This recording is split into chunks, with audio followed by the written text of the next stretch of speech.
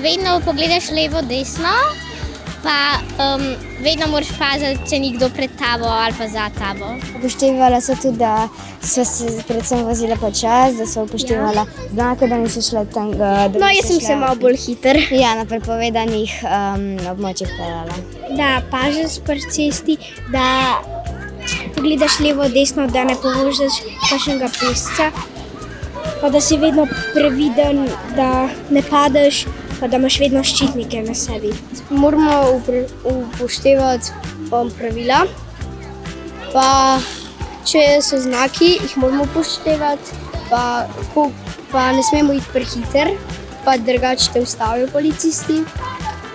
Pa ne smeš biti nestrpen, pa to biti pa se zaletavati v druge.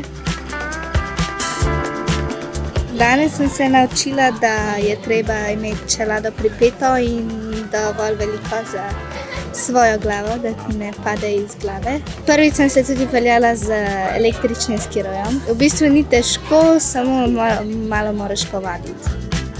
Pazljivo, strpno in paziti drug na drugega.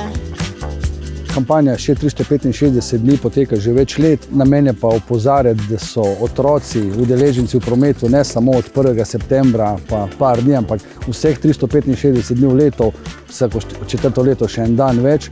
In del te kampanje je pa tudi prometno-varnostni dan, katerega izvajamo v AMZS centru varne vožnje na Vranskem, kjer otrokom prikažemo različne načine mobilnosti, prilagojene še za njihovo starost, predvsem pa kako se morajo obnašati, ko uporabljajo ali kolo, skiro, se pravi te načine mobilnosti, tudi ko so kot pešci udeleženi v prometu, da morajo tudi sami paziti, da so pazljivi, da opazujejo promet, ne da se samo zanašajo na ostale udeležence.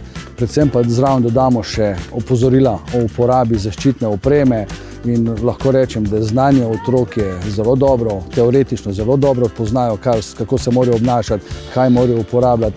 Zdaj pa vse to je treba spraviti še v prakso.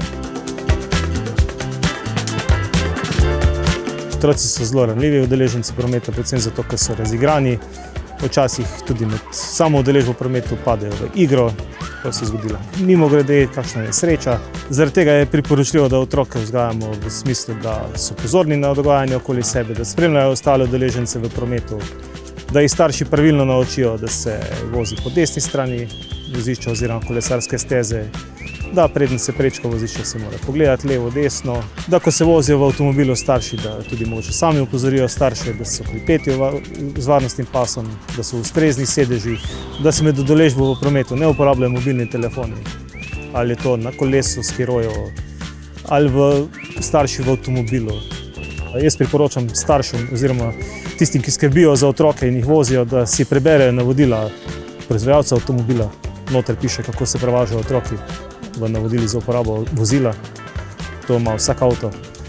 Pa tudi, če se uporabljajo avtosedeži za otroke, tudi tam so navodila, kako se pravilno pripne otroka.